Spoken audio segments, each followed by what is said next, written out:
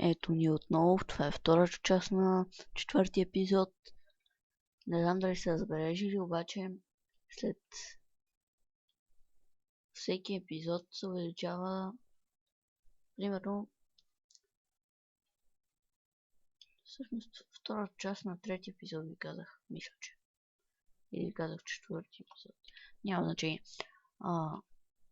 Ето, че първият епизод имаше две части, втория имаше три, този сигурно ще има 4, а четвъртия сигурно ще има 5 и така. Сега се чудя къде да сложа тия кокошки. Дали да не ги сложа тука или е там.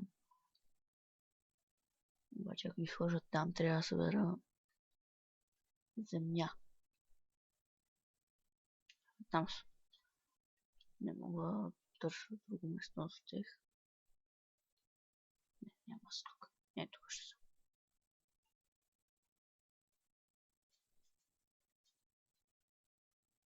За да не правим толкова много място да заемаме.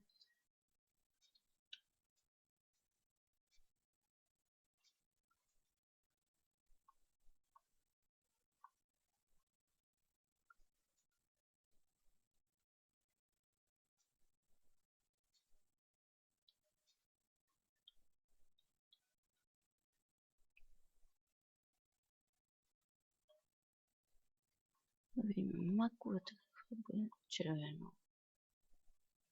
Червено от розовош. Обаче сега е червено от мак.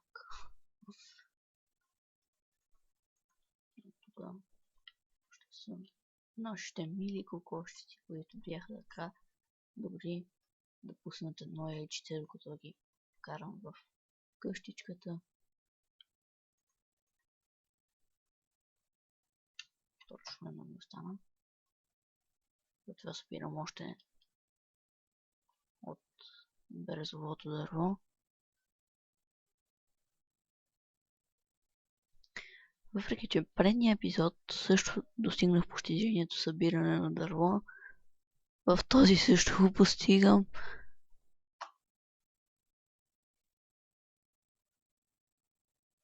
Отиваме да поспиме. Дано не ме чакат на вратата. И колко добри кокошчици. Пуснали са ми две яйчица. Аз ще си легна.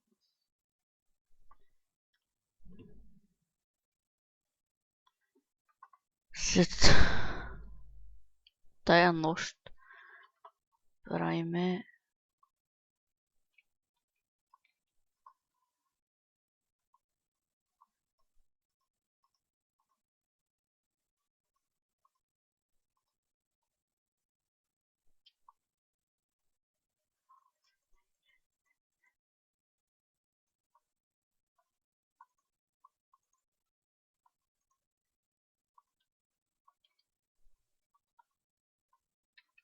четири порти точно ни трябваха.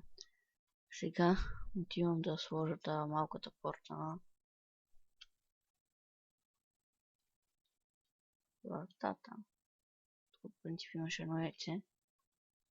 Обаче нищо. На вратата. Така си. Портата няма да слагам на вратата. Ще сложа портата на кокошарника. Отваряме. И отиваме да си вземем кокошките от къщата, да не пускат повече яйца там.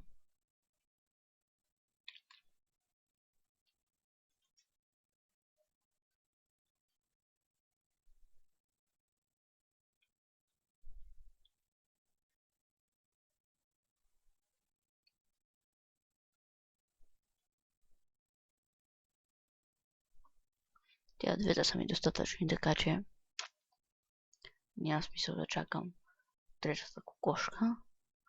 Ако искам трета, мога да щупя яйцата.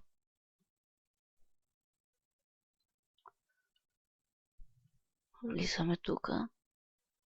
Ако бъдат така добри да влезат те сами.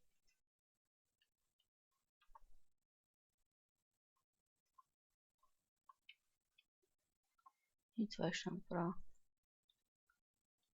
Нищо не пусна. Така, тук искам да проверя какво има толкова. Нищо.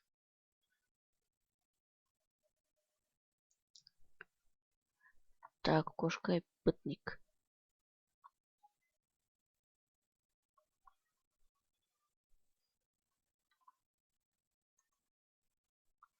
Пилешко ще хапнеме за вечеря.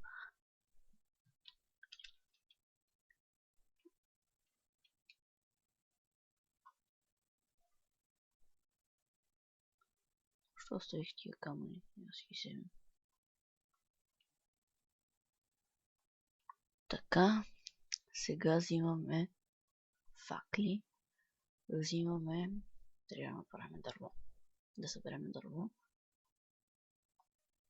Това взимаме. Това взимаме. Стига са ни толкова нещата, които взимаме. Излезна от тук.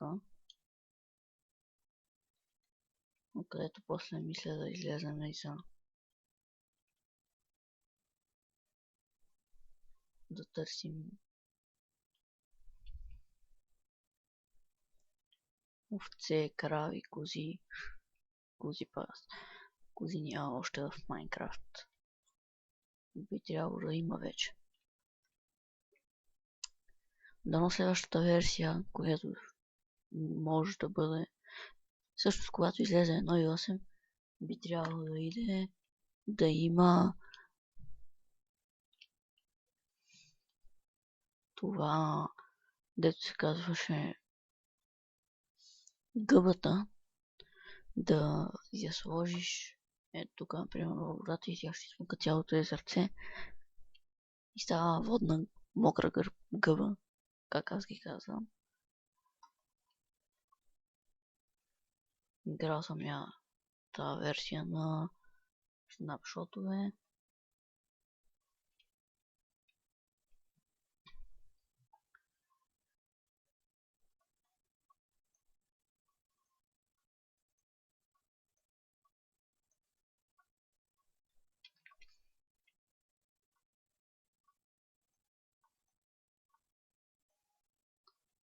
Стигат. Те 18 трябва да ни стигнат.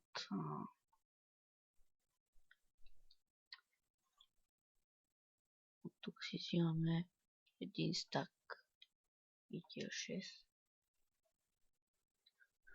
Взимаме си пръст, за да си изкачиме. Фактите съм си взил. Окей. Сега отиваме.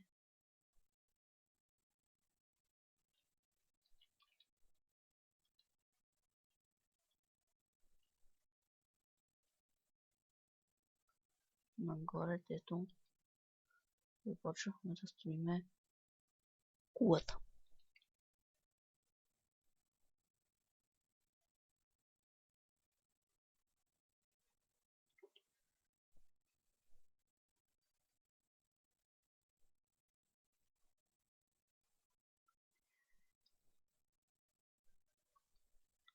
Тая втора част ще свърши точно след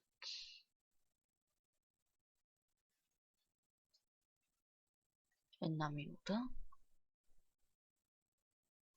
И ще започне третата веднага след това.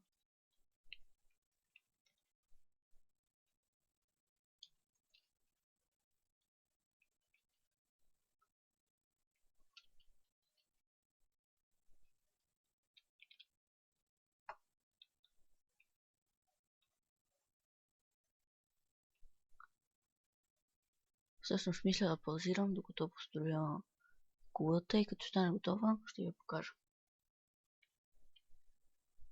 Ето ни отново след паузата, ето така изглежда кулата. Ще ви покажа и отвътре.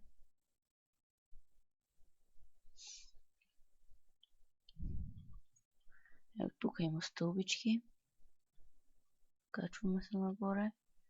Задължително тук трябва да са от всяка страна по 3 отвътре до стената. 3 купчета да има. И тук така трябва да е, защото иначе се променя. Всъщност тук има една